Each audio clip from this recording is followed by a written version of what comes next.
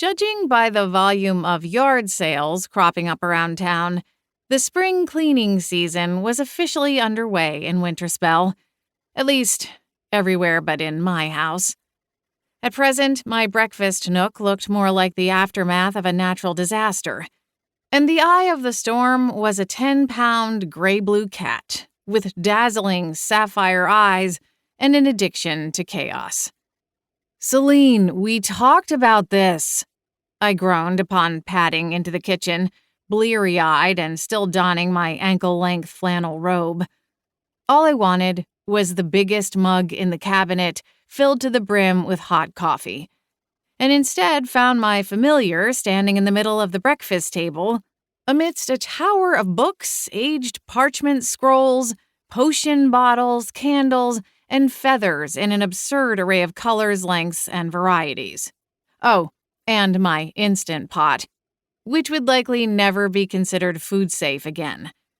"It looks like you disemboweled a flock of pigeons in here," I complained, gesturing at the pile of feathers on the verge of falling off the edge of the circular oak table, a thrift store find from a few months back. My husband might have been born with a silver spoon in his mouth, but I had always been, and planned on remaining, one who loved to repurpose old things and make them new. If only I could repurpose the near-ancient cat sprawled across said table. A startling thought worked its way to the surface of my early morning and decaffeinated befuddlement, and I blinked. "You didn't actually kill a flock of pigeons, did you? I know they don't always get the packages to the right houses, but Selene—" "I didn't kill the pigeons," she snapped, flicking her tail like a whip. "Although perhaps I should have. At least the 3 bozos who lost an express package in the lake last week."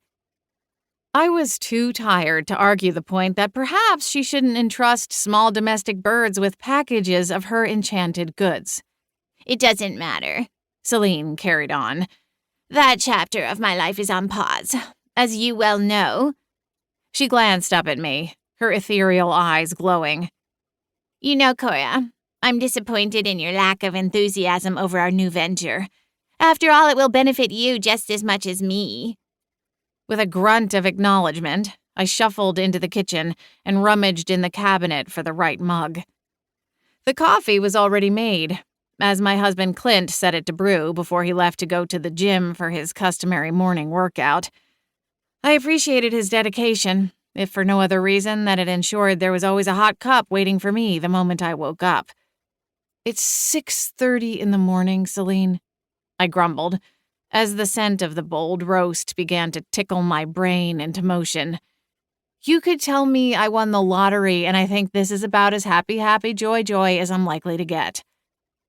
Life felt very much like someone had stepped on the fast-forward button and hadn't let up for the better part of the last year. Between our wedding, a major home renovation, and the holiday season hustle and bustle, I was more than a little run down and overdue for a vacation.